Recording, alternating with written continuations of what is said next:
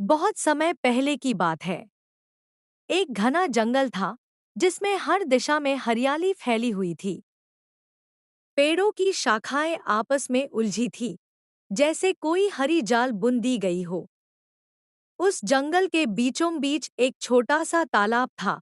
नीले कमल, झींगुरों की टरटर और किनारे पर बसे छोटे जीवों से भरा हुआ।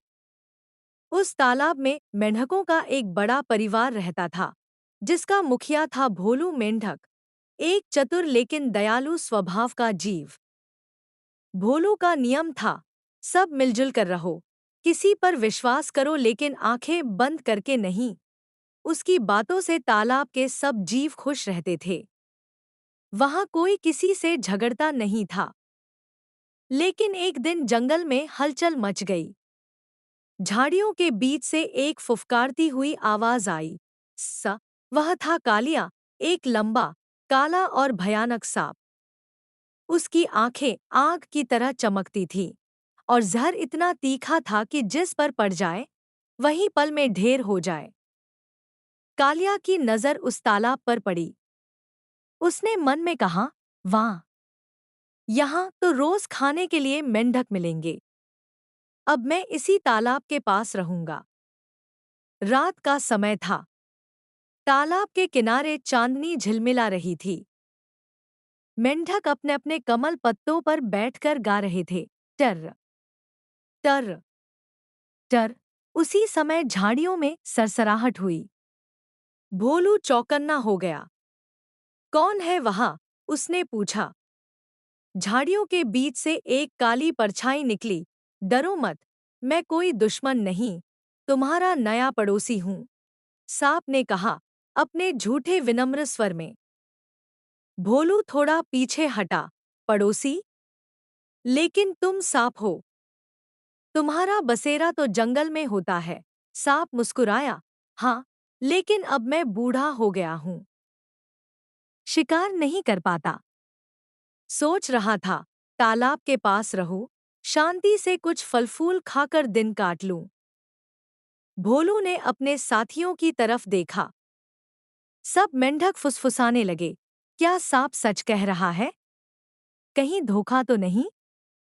भोलू ने कहा, ठीक है, लेकिन अगर तुम यहाँ रहना चाहते हो तो किसी को नुकसान नहीं पहुंचाना। हम सब एक दूसरे पर भरोसा करेंगे। सांप ने सिर झुकाया। कसम इस तालाब की, मैं तुम्हें कभी नहीं खाऊंगा। भोलू को उसकी बातों में भरोसा आया। अगले कुछ दिनों तक सब कुछ सामान्य रहा। सांप तालाब के किनारे एक पत्थर के नीचे रहता। वह मेंढकों से बातें करता, उनके बच्चों से खेलता और कभी-कभी उन्हें सलाह भी देता। सावधान रहो, बच्चों, वह कहता, तालाब के बाहर के जंगली जानवर खतरनाक होते हैं। भोलू सोचता, अरे, यह तो सच में सुधर गया है। धीरे-धीरे मेंढक उसका साथ पसंद करने लगे। वे कहते, कालिया तो बहुत समझदार है। कई मेंढक उसके पास आकर बातें करते और कुछ भोले मेंढक तो उसकी गुफा के पास बैठने लगे। लेकिन एक रात, जब चांद बादलों के पीछे छिपा था, कालिया की असली फितरत जागी। उसने फुफकारते हुए कहा, अब वक्त है असली मजे का। धीरे-धीरे उसने एक छोटे मेंढक को पकड़ा और निगल लिया। अगली सुबह जब सबने देखा कि वह मेंढक गायब है, तो कालिया ने झूठ बोला, अरे, शायद वह जंगल की तरफ चला गया होगा। भोलू को शक हुआ, लेकिन उसके पास कोई सबूत नहीं था। दिन बीतते गए। हर कुछ रातों बाद एक-एक कर मेंढक गायब होने लगे। पहले गोलू, फिर चिंकी, फिर छोटा मोती। तालाब में सन्नाटा छा गया।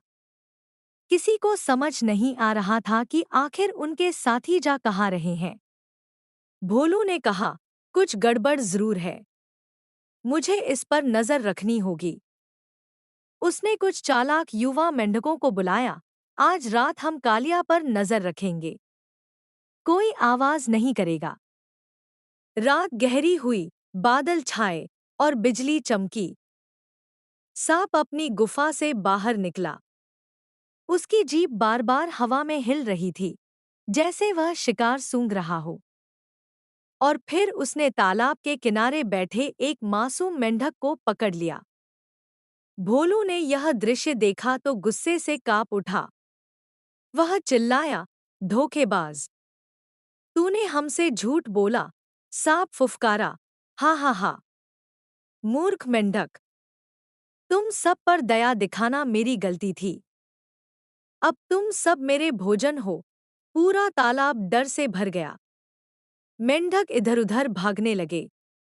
भोलू ने उन्हें सुरक्षित जगह पर पहुंचाने की कोशिश की, लेकिन सांप बहुत तेज था।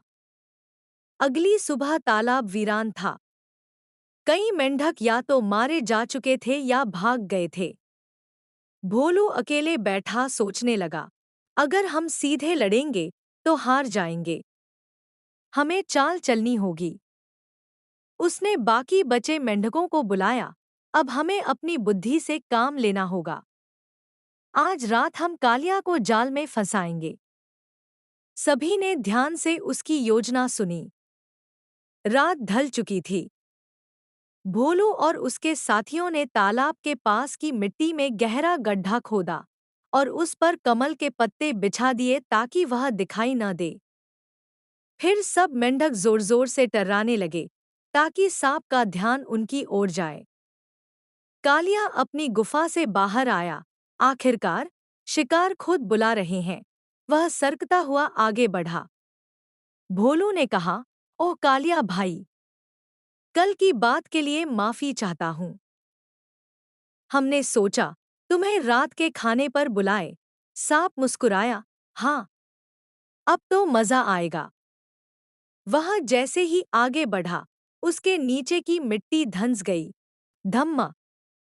वह गड्ढे में गिर गया। भोलू चिल्लाया, अब दोस्तों, समय आ गया। सब मेंढकों ने चारों ओर से मिट्टी और पत्थर डालने शुरू कर दिए। सांप फुफकारता रहा, निकलने की कोशिश करता रहा, लेकिन गड्ढा इतना गहरा था कि वह बाहर नहीं आ पाया।